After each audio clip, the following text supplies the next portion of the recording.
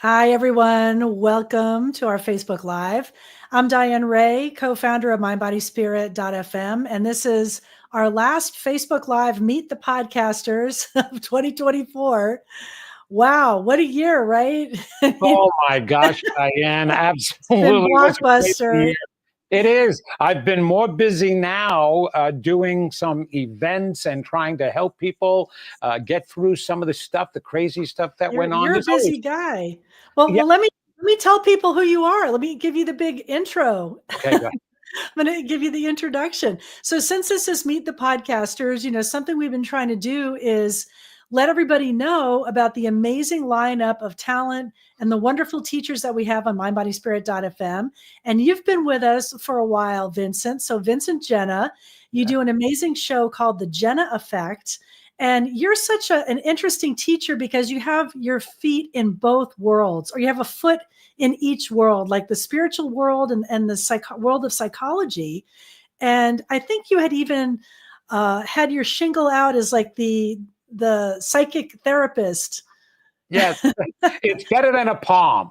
That was when I first became psychic. That was the option, right? Is like you're driving down the highway and you see Sister Sarah, on the palm. They're going to do palm reading. She's going to do palm reading, and it's just like everybody was telling me, you have to be a psychic. You have to be a psychic. So what are you talking about? What am I supposed to have next to Sister Sarah? Cousin Vinny. His psychic reading, you know what I mean? It's like, yo, I see this in your future. No, I couldn't do that. So I accepted it eventually, but I wanted to go back to school and get my psychotherapy degree. So yes, I got a BA in psychology, a master's in clinical social work, so I can combine my skills as a clinician when everything that I trained for with my skills and abilities as a psychic and a medium. So that's why I call it psychic therapist. So I'm both psycho and psychic therapist, yeah. Right. And I think that's so interesting because a lot of people that may seek out a therapist, they may have had psychic experiences or some, spiritual experiences, and they're afraid to share, especially in that kind of setting. But they must be so relieved to meet you because they would be so comfortable to talk about that. Oh, we get there all the time. Even with the clients that I had when I was in a practice, as soon as I graduated school and wanted to get more experience, I had my own practice as a therapist, a psychotherapist. And so I never mentioned to anybody that I was psychic. But needless to say, because of the law of attraction and manifesting, I received all the clients that came to me in some way or another opened the door to intuition, spirituality, psychic experiences, paranormal experiences. And I'm just sitting there and I'm laughing with the universe going, boy, you work funny, don't you? Okay, go ahead, keep bringing them to me. And I had no problems opening up that door with them. Well, the cat's out of the bag now. Oh, it is. No, it's actually on my couch. It's under the tree. Yeah. So let the listeners know, the people that are joining us, how that experience can help people, or how you can help people recognize and overcome blocks with your experience, being able to be in the spiritual world and also having your background trained in psychology. Yeah. Right, it's such a great combination. And yes, and so through my experience as a psychotherapist, plus the research that I've done and my schooling, I was able to understand the human mind more. So here's the interesting thing. All the luminaries, all the people that are trying to help and people are having a hard time or a difficult time, I come to realize, especially the therapists out there, come to realize what was getting in their way. And it all has to do with the brain and the mind doing its job, actually. Back in my days as a psychotherapist, we taught people who came into your office or came into your studio, wherever you were, right, helping people, how to develop their coping skills. It was always about coping skills. But now in the physical and mental world, yes, coping skills mattered and helped people, right? but we're in a spiritual realm. And what does that mean? That means that we're body, mind, and spirit, right? And so we're able to manifest because we're connected to a force, a source of power, whatever you want to call it. But we are not just physical beings. We're spiritual beings having a physical experience. We heard that expression for a long time. What does that mean? We're energies having a physical experience, right? And so as energies, we're connected to a power, a source, and we manifest. But the problem is that people aren't manifesting what they want. A lot of times they're manifesting what they don't want.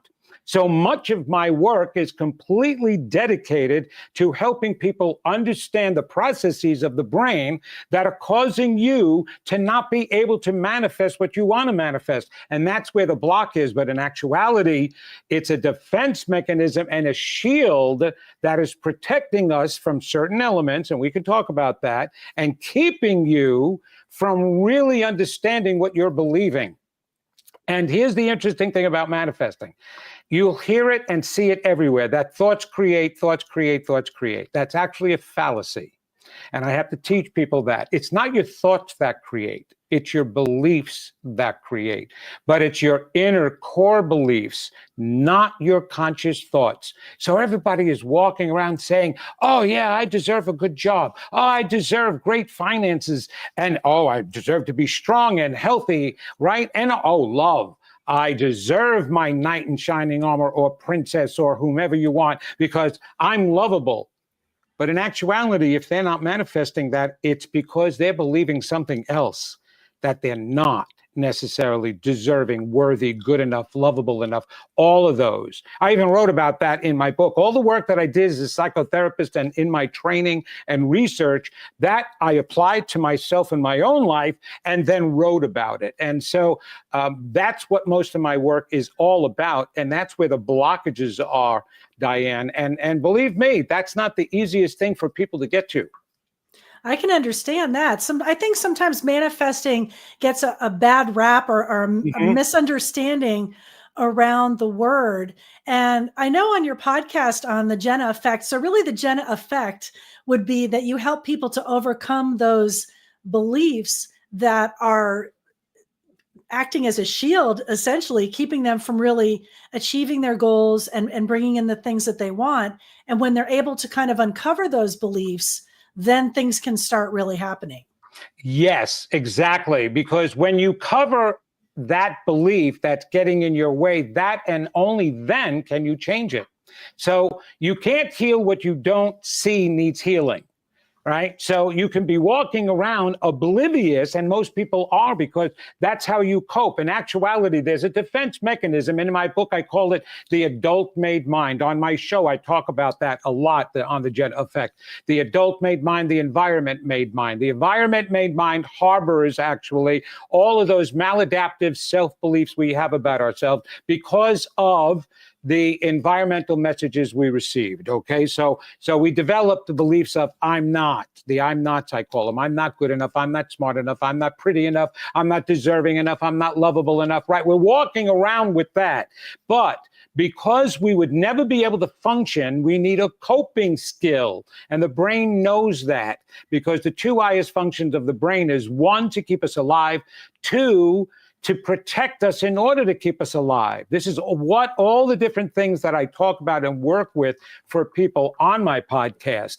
And so I help them understand. First, I help them to dissolve the defense mechanism that the brain creates to protect us against those hidden beliefs. I mean, think about it. If you're walking around constantly all day long believing I'm not good enough, well, that's actually those people who are suffering from depression, anxiety. Their coping mechanisms aren't working. Their defense shields are not working. And so that's why the brain had to create them in order for us to function better during a daily life.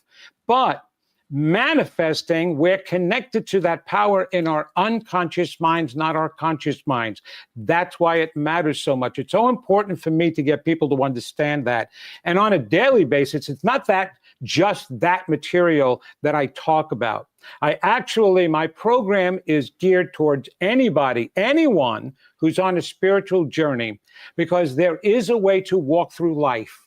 and to still succeed and to be able to create your dreams and fulfill the desired life that you want, right? And create all of that. So things happen in life. So you may even be on a roll and things can be great. And then all of a sudden, some things crashing down around you because of circumstances, because we're in a physical world, right? So things happen, like you're driving a car, you're going to get a flat tire every so often, right? And you got to take care of it. You got to do an oil change. You got to take care of your engine in your car, switch the tires around, rotate them. All of that stuff needs to be taken in a physical world. With a vehicle, well, this is a vehicle too, and we have to learn how to be able to get through life with this vehicle, no matter what is happening in the environment. So, especially recently, over the past couple of years, I would say, within the past decade at least, my podcasts have been really geared to how to get through life. How to, when it's raining and everything else around you is going crazy, right? And we've been experiencing that lately. People always want to know, what do I do? How do I get through this? How do I keep manifesting what I want? How do I protect myself? And so I definitely gear information for all of those circumstances, Well, we all need some help, every once in a while. Total, I'll drink to that. Right? I should have grabbed something, happy hour here in California. So maybe you could share a tool or practice that you like to use. I know you've talked about meditation in the past and Right. probably have a pretty solid practice. And that's definitely something this year that I need to kick more into gear, is to have a little more consistency with my own practice, so I'll admit that for sure.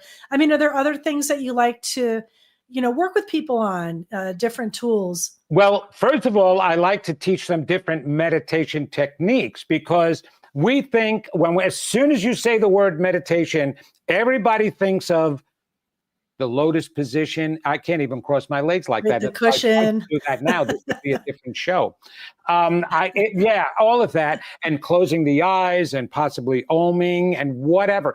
That's part type meditation, to just sit there. That's definitely a type, and it definitely works at times. But there's all different kinds of meditation. In my book, I write about a personification meditation, where you actually just quiet your left brain thinking and you do some automatic writing with internal elements, your internal child, the pain that you may have in your hip, your leg. You can actually talk to it, because every cell in your body has a mind of its own. It does what it needs to do. So if it has its own mind, then you can use your mind to connect to that mind of that cell. That's what, scientists understand that with biofeedback.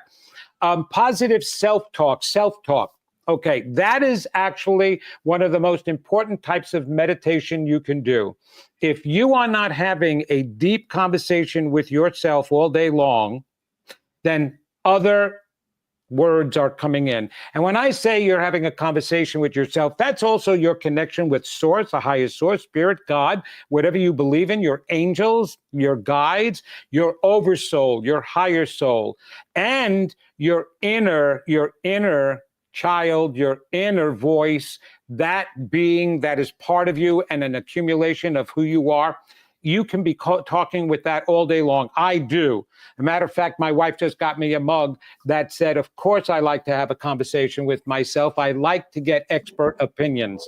And so, yes. And so you need to do that, because you want to know, mindfulness, that's another meditation. Mindfulness, sitting and then just being present in the moment. Well, there's a reason for that mindfulness, Diane. It's not just about so that you don't miss out on the moment experiences that you're going through, but it's to also recognize, what am I thinking right now? What am I feeling? Am I feeling something negative? If I'm feeling something negative and not feeling very well, what can I do to change that? It's to catch your thoughts so that you can change your thoughts and turn them from a negative into a positive. Did I just say something negative, do something negative, anything like that? So those meditations allow you to be in the presence. A journaling, but automatic writing meditation I like, where you get into your zone and you just start writing what comes to you, honoring your inner voice that comes to you, and actually you'll wind up communicating with the higher part of you, with other guides, with angels, all of them. You can actually do that in a writing. That's a meditation as well. Just like I have the personification meditation involves writing as well. And so there are so many different things that you can do. Music, just listening. You know how you can just zone out listening to a good song? I love that. Well, I'm a big music fan. I'm an old DJ, an old rock DJ. But it's funny with meditation that when I first started meditating, I would try to get the perfect music and have the lovely Om background. But now I much prefer silence. Oh, you like silence? Okay, Yes. you can use silence. Definitely silent meditation. And I really do advise people to try different meditations because you're going to get different responses and experiences from them. Okay. But I will say this, there is just to sit there silently, right? Helps definitely balance and your energy field and your emotions. It can calm them down, right? I just need to be quiet for a moment to just sit for a while, right? That's good. That's what was Eastern world philosophy was based on. That their kind of meditation was just sit there in silence and wait to see if your essence or your soul speaks to you. Okay. Edgar Cayce material. Well, he liked to promote meditating with a reason. So he always said prayer is talking to God, meditation is listening to him or her. Okay? Meditation is listening. And so you want to meditate with an intention because we are raising, where energies again, we're raising our energy. They call it the Kundalini energy, again, in the Eastern world. And so you're raising that energy. Where is that energy going to go? What is it going to do? Your intention helps to direct the energy. So let's say, for example, right now there's a lot of prayer going out there. You want to pray for someone, okay? So now you have that person in mind. You go into your meditation, and the focus and intention is I want to send good energy, healing energy to my friend, whomever, family member, friend, it doesn't matter, right? And you do your meditation, and by the time you're done, you're raising that meditation and it is leaving you and going and directing into that person's energy pool. And so you can send it that way. You have a question, I need an answer. Universe, God, source, angels, tell me. I have a choice between door A, door B. Which one should I go down? Which path should I take?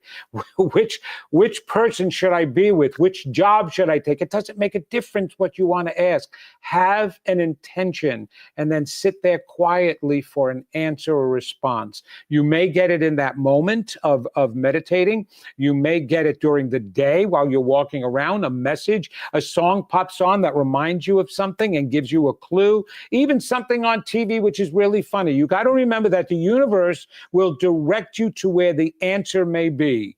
And so, yes, people say, oh, how can an answer come from a radio song, or anything? Well, when you tune it in, turn it on, when you're inspired to do that, just at the moment, it may be right when the song is playing that they want you to hear. And so that's why you'll get that guidance to do that. So there's always to meditate, but intentional meditation really is a higher form of meditating as well. I have to share a quick story with you on that note. I was trying to make a big decision about a job situation, and I did a meditation, and I had that intention, and I said, give me a sign. I'm really not sure what I should do. I'm really afraid. And I was stuck in traffic here in Southern California, which is horrible. Which is normal. Right, which is normal. And out of nowhere, a car zipped in front of me, and the bumper sticker said, "Be not afraid." And then the car took off. And I went, well, there's my message right there, because I was trying to decide, should I do this or not? I'm afraid to do this. And then I zeroed in on that bumper sticker, and then the car just took off, and I couldn't even tell. Like, it zipped in front of me and then it zipped back out of traffic. And then you could say, well, that's just a coincidence. But that, to me, that was a message. So that was a message and a synchronicity, because at that moment you could have been looking at anything else. You could have turned your head, but they knew, wait a minute, she needs to see this, so let's get her attention. This car is perfect. Thank you, car, for having that bumper sticker. And right in front of you, there it is. It was amazing. And I got a little chill. I went, oh, there it is. You see, that was a meditation, Diane. That wasn't just prayer. That was prayer and meditation at the same time, because meditation can be in talking, in silence, in listening. It doesn't matter. It's a matter of then when you just momentarily quiet your left brain thinking and allow to happen what's meant to happen. Now, I do want to say I was not meditating and driving. So no, right. This happened before. You know what? I meditated before I got in the car. So that's good. But you can, the meditation can also cause great awareness. In actuality, you can get in your car and tune in and keep your senses more open and aware so that you can hear, look this way, there's a car coming, or watch out for this. How many times has that happened? Yes, you can zone out too because you're tired, you're thinking about something else. That's not meditation. But there is a awakened meditation that allows all your senses to work at the same time. And that is actually very safe and keeps you more focused about what you're doing and where you're going. Yes, these are all such great tips. I mean, you're such a wealth of information. You've got so much incredible wisdom to share. So I really hope people will check out the podcast if they haven't already, and they can definitely subscribe, leave reviews. I mean, actually, I should say follow, not so much subscribe. Subscribe makes people think you have to pay, and you can just follow on your favorite podcast app, or just go to mybodyspirit.fm. Jump on Vincent's page there and make sure that you're following so you don't miss an episode. So I'm so happy that you could join me today. And I do want to say happy holidays to you and yours. And I'm looking forward to 2025. Oh, so am I, because and please, everybody keep coming to these podcasts. Mine, all my other colleagues that are on mindbodyspirit.fm, they're fabulous. So happy holidays to you too, Diane, everybody out there, whenever you're going to be listening to this. It's always, and there always is a holiday to celebrate. So keep celebrating your life. And well, thanks, Vincent. Yes. Bye-bye. Goodbye, everyone.